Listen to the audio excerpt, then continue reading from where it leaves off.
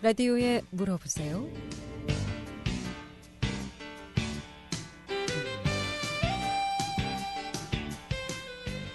여러분 안녕하십니까? 라디오에 물어보세요. 진행의 김혜정입니다. KBS 원주방송국 라디오에 물어보세요는 매주 월요일부터 금요일까지 우리 생활과 밀접한 다양한 분야의 생활 상담을 해드리고 있습니다. 오늘은 최유덕 변호사 모시고 법률 상담하겠습니다. 음주운전 측정, 또 처벌, 또 문제점은 없는지 여러 가지 음주운전 관련해서 상담하겠습니다. 이 밖에도 주택상가 임대차 보호법이라든가 가사 분쟁, 땅 문제, 돈 문제, 명예훼손, 또 유치권이라든가 친권, 양육권 모두 좋습니다. 사고나 분쟁으로 법적인 조언이나 상담 필요하시면 지금 전화 주시면 상담 받을 수 있겠습니다.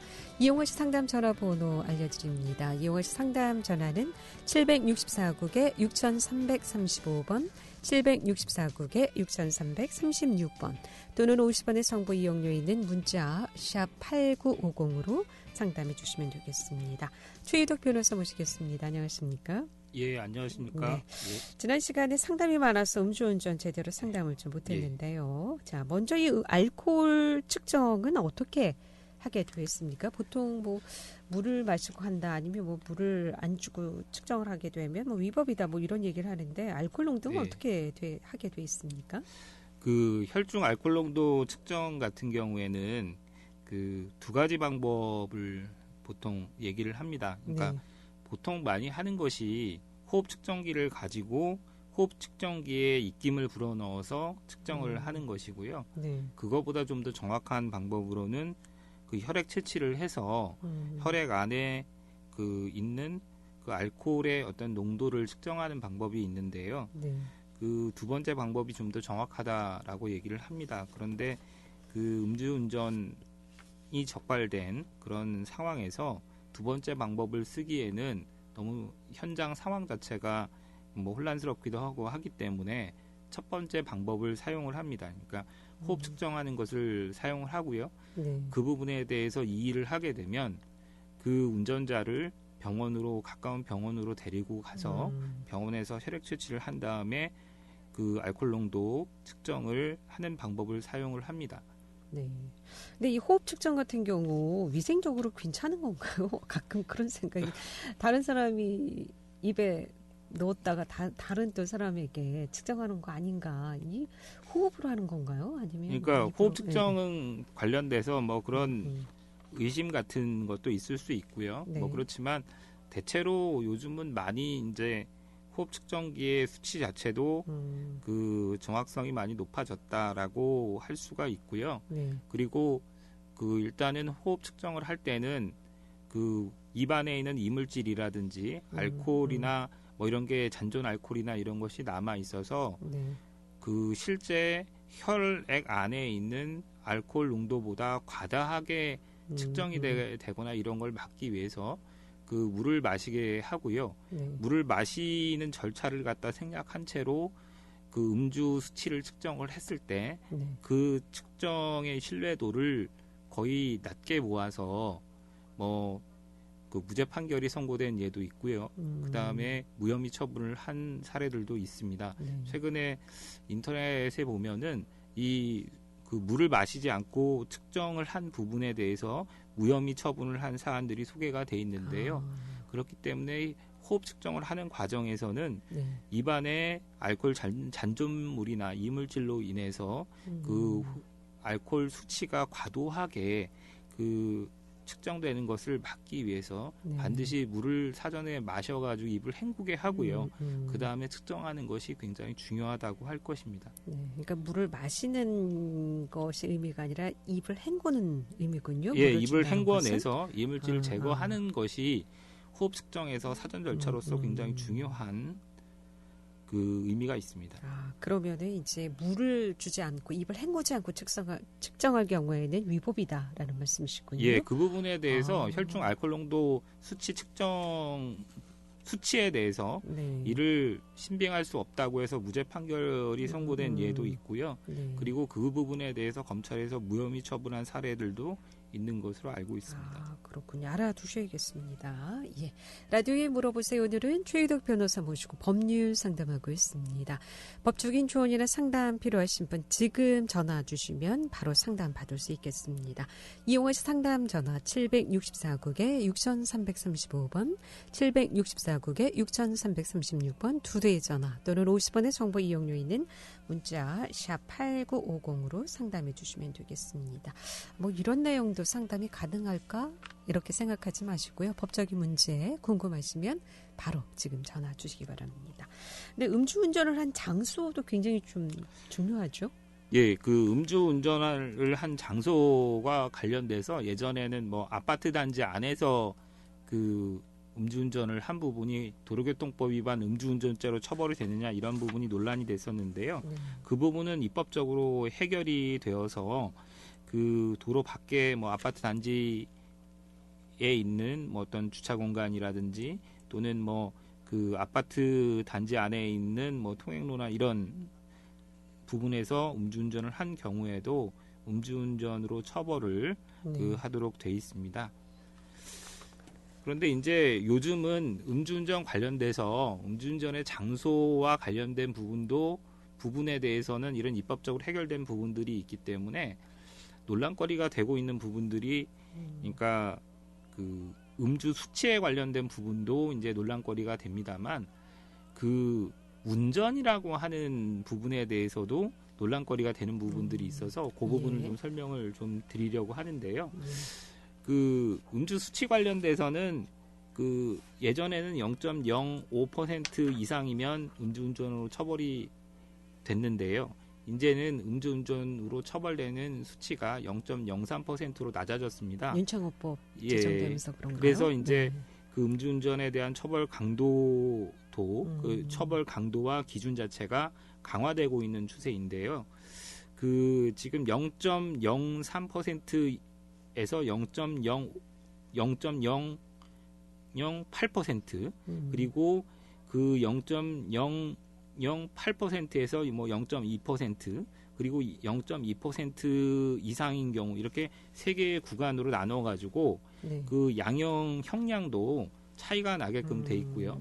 그다음에 음주운전으로 2회 이상 그 적발이 된 경우에는 그 1회 적발됐을 때보다 형량이 또 강화되도록 기준이 그 강화가 돼 있습니다. 그래서 지금은 소주를 한 잔 정도 마신 경우에도 이 혈중 알코올 농도 0.03%를 초과하는 그런 그 이상으로 나올 가능성도 있기 때문에 그 술을 마시고 운전하는 거는 자제를 해야 된다라고 생각을 하고 있습니다. 그리고 수치가 중요한 건 아닌 것 같아요, 그렇죠? 일단 술을 드시면 운전을 안 하는 게 좋습니다. 그리고 사람의 체질에 따라서 혈중 알코올 농도 수치 자체가 좀 달라질 수도 있는 부분이기 때문에 그 뭐 저기 소주 한 잔 정도가 일반적으로 0.03% 이상 정도는 된다. 그 수치에 비슷하다라고 얘기는 하지만 또 술이 약하신 분들은 뭐 그거보다 적게 마셔도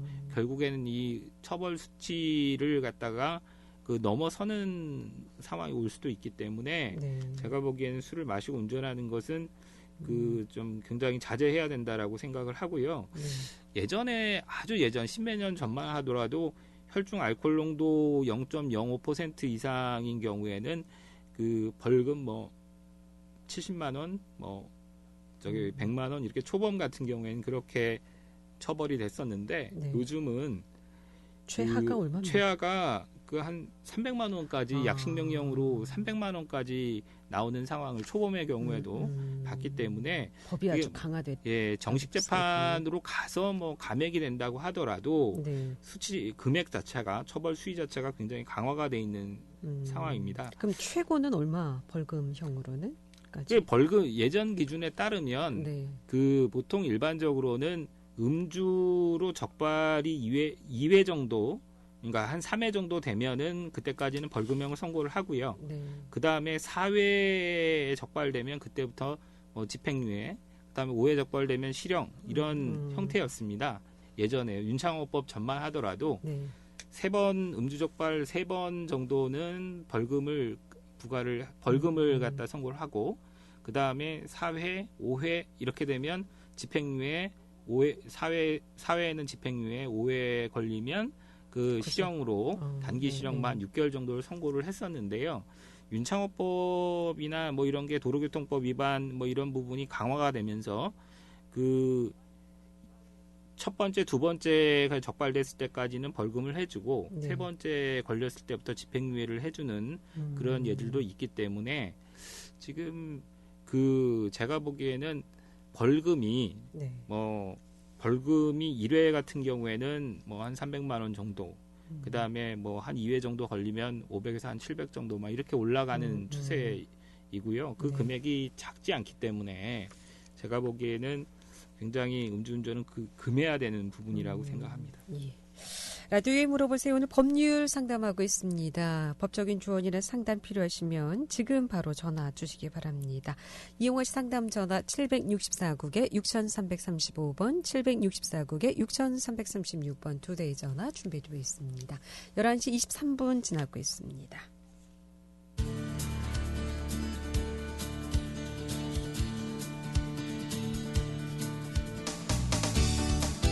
여러분께서는 KBS 원주방송국에서 진행해드리는 라디오에 물어보세요를 듣고 계십니다. 라디오에 물어보세요는 매주 월요일부터 금요일까지 실생활에 필요한 생활 상담을 해드리고 있습니다. 라디오에 물어보세요. 지금 여러분의 상담 전화를 받고 있습니다. 전화 주실 곳은 764-6335번, 764-6336번입니다. 지금 전화 주시면 전문가와 바로 상담하실 수 있습니다.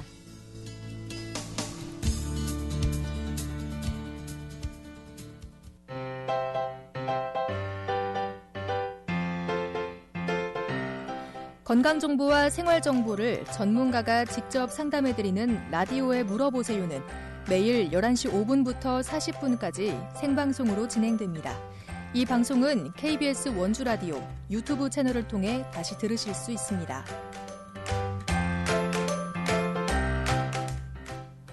네, 라디오에 물어보세요. 오늘은 최희덕 변호사 모시고 법률 상담하고 있습니다. 상담 전화 받겠습니다. 764국에 6335번 전화 주셨습니다. 연결하겠습니다. 여보세요? 예, 안녕하세요. 네, 안녕하십니까? 네. 예, 다름이 아니라 제가 그 판결문을 이제 한 100만 원 정도 돈을 빌려줬다가 못 받아가지고 한 6, 7년 전에 판결문을 받은 게 있는데요. 예. 그 사람이 이제 주소지도 불명하고 이 휴대폰 전화를 수신 거부를 해놨어요. 예.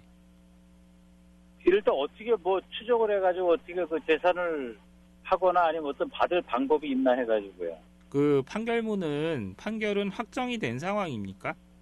예. 그러면 그 사람이 1심에 네. 그 사람이 나타나질 않아가지고요. 예. 그래서 그 1,000만 원권 같은 경우 미만 그 정도면은 행성인데 제가 원주에서 그 판결문을 받았거든요. 네, 그래서 판결은 확정이 된 걸로 보이긴 하거든요. 왜냐하면 소송을 뭐 6, 7년 전에 하셨으니까요. 그런데 지금 이제 그 판결문이라고 하는 게 결국에는 그 돈을 받을 수 있는 집행할 수 있는 권한이 있다는 것을 법원이 인정을 한 것이고요. 그걸 가지고 이제 집행하는 거는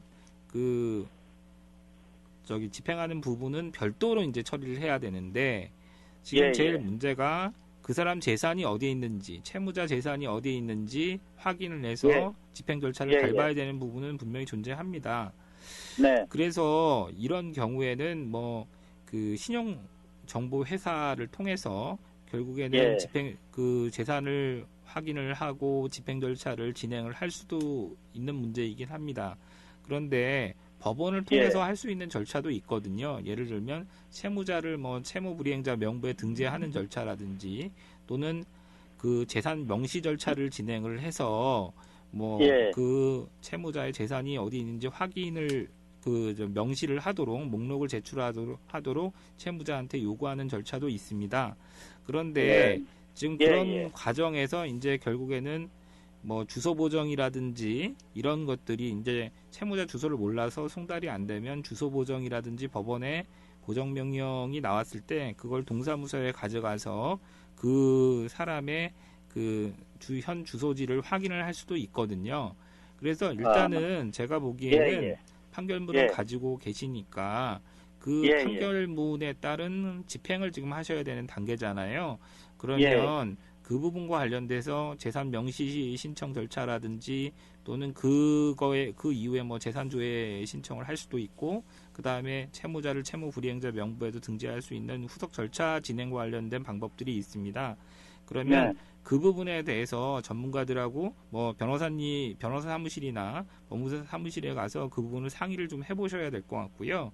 그 다음에 그 친구 주소가 서울이거든요. 그러니까요. 그 관련된 판결문이나 이런 걸 가지고 가셔서 지금 제가 말씀드린 뭐 재산 명시 신청을 하는 절차라든지 또는 채무 불이행자 명부에 등재하거나 그리고 재산 조회를 또 하는 방법 등에 대해서 상의를 좀 하셔야 될 것 같고요.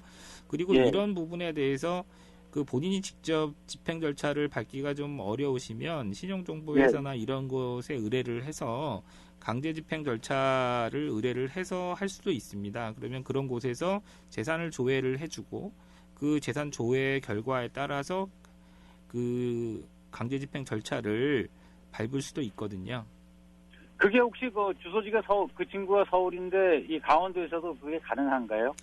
그 부분에 대해서는요, 전문가들하고 상의를 하셔가지고 어디에서 진행하는 것이 그 좋은지 상의를 좀 해보시고 결정하시면 될 것 같아요. 강원도에 있는 변호사나 뭐 법무사님한테 의뢰를 해서 하실 수도 있거든요.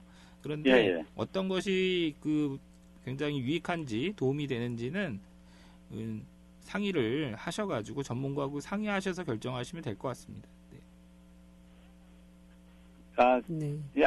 무슨 말씀인지 알겠네요. 강원도에서도 가능하다고 하십니다. 고맙습니다. 감사합니다. 라디오에 물어보세요. 오늘은 최희덕 변호사 모시고 법률 상담하고 있습니다. 이용하실 상담 전화 764국에 6335번, 764국에 6336번 또는 50원의 정보 이용료 있는 문자 샵 8950으로 문자 주시면 되겠습니다. 계속해서 상담 전화 받습니다. 이번에도 764국에 6335번 전화 주셨습니다. 연결하겠습니다. 여보세요? 여보세요? 네, 안녕하십니까? 네. 그 자전거를 타는데, 그 자전거 음주에 대해서도 좀 알고 싶어서 전화드렸는데요. 자전거 음주요? 그 자전거 음주 같은 경우에도 자전거도 이제 차량으로 볼 수 있는 부분이 있기 때문에 이 부분에 대해서 뭐 지금 문제가 되는 부분이 분명히 존재하거든요. 그래서 지금 이제 요새 이제 퀵보드나 뭐 이런 퀵 서비스 운영하시는 분들, 그런 분들이 이제 대리운전을 하시거나 이런 분들이 그 전동 그 자전거 같은 것 이런 거를 타시는 부분들이 있는데, 그거 관련돼서 그 지금 전동 자전거 관련된 부분은 최근에 법이 개정이 되면서 이제 음주와 관련된 그 음주운전 부분에서 뭐 빠지는 부분이 있는 것으로 알고 있기는 하거든요. 그래서 그 부분은 지금 제가 좀 내용을 좀 살펴보고, 그러니까 자전거와 관련돼서 어떤 부분이 제일 궁금하신가요? 그 자전거를 타는데 가끔씩 그전에는 소주 한 잔씩 이렇게 했는데, 그래서 그 부분에 대해서 좀 알고 싶어서요. 근데 자전거 관련돼서도 이게 이제 그 음주운전과 관련돼서 문제가 되기 때문에 그 술을 마신 상황에서 자전거를 타시거나 그런 것은 법적으로 처벌되는 문제가 있을 수 있거든요. 그렇기 때문에 안 하시는 게 좋을 것 같습니다. 그거는. 알겠습니다. 선생님께서 직접 가끔 술을 드시고 자전거를 타신다는 말씀이시죠? 아니요. 그 전에 그렇게 했었는데, 그 법에 대해서 좀 알고 싶었어요. 그러니까 이것도요, 자전거 관련돼서도 마찬가지로 그 자동차 관련된 부분하고 마찬가지거든요. 그래서 그 혈중 알코올 농도 0.03% 이상이면 처벌이 되고 그런 부분이 있습니다. 알겠습니다. 적발이 되면은 자전거와 관련돼서는 그 범칙금 3만 원을 자전거를 타다 0.03% 이상에서 자전거를 타다가 경찰관에게 적발이 되면 범칙금 3만 원이 부과가 되고요. 그다음에 음주 측정에 불응한 경우에는 10만 원의 범칙금을 부과하도록 돼 있습니다. 네, 알겠습니다. 예, 그래서 일반 자동차보다는 경하게 처벌은 되는데, 그러니까 아까 말씀드린 것처럼 0.03% 이상이면 그 자전거를 타다가 적발됐을 때 범칙금 3만 원 부과되고 음주 측정 불응까지 갔을 때는 10만 원의 범칙금 부과가 된다. 이렇게 알고 계시면 될 것 같습니다. 예, 감사합니다. 네, 고맙습니다. 라디오에 물어보세요. 오늘은 최희덕 변호사 모시고 법률 상담하고 있습니다. 법적인 조언이나 상담 필요하시면 지금 전화 주시기 바랍니다. 아이들 친권이라든가 유치권, 또 양육권, 땅 문제라든가 명예훼손, 돈 문제, 주택상가 임대차 보호법 등 모두 좋습니다. 자, 이렇게 술을 드시고 운전을 어디에서 하느냐도 굉장히 좀 중요한 영향을 미친다고요. 예전에 아파트에서 그냥 그 자동차에 술을 드시고 앉아만 있어도 이거 처벌을 받느냐 마느냐 이런 좀 논란이 있기도 했었죠. 예, 그래서 아까 말씀드린 것처럼 그 아파트 단지 내에서 그 운전을 한 경우에 예전에 논란이 있었습니다. 그러니까 이게 처벌해야 되냐 말아야 되냐. 근데 아까 말씀드린 것처럼 도로교통법이 개정이 되면서 이제 처벌할 수 있도록 되어 있는 부분이 분명히 있고요. 그 예전에 이제 원주에 있는 아파트 단지 내 주차장에서 어떤 사람이 술에 취해서 차를 3m 이제 움직인 사건 관련돼서 도로교통법 위반 음주운전 혐의를 인정을 하되 여러 가지 상황을 고려해서 기소유예 처분을 한 적도 있었거든요. 네. 근데 최근에 이제 제가 이제 실제 이제 벌어진 사안을 하나 좀 말씀을 드리고 싶은 게 있는데요. 요즘 이제 코로나 시즌이잖아요. 그래서 사람들이 그 차 안에서 이제 술을 먹는 사람들이 조금씩 생기기 시작한 겁니다. 그러니까 뭐냐면 통닭집이나 이런 데 치킨집 앞에 차를 세워놓고 그 치킨집 영업이 끝나면 그 치킨하고 통닭하고 그 맥주를 갖다가 사갖고 와서 차 안에서 사람들이 마시고 그 중에 그 일행들은 다 가고 운전자만 남아서 차 안에서 잠을 자는 경우 이런 경우 때문에 사건이 하나 있었는데요. 그걸 좀 하나 좀 말씀을 드리려고 합니다. 그러니까 음주운전과 관련돼서 그 예전에는 음주 수치 그러니까 0.03% 예전에는 0.05%였죠. 그러면 이런 음주 수치에만 이제 예전에는 관심이 많았습니다. 그러니까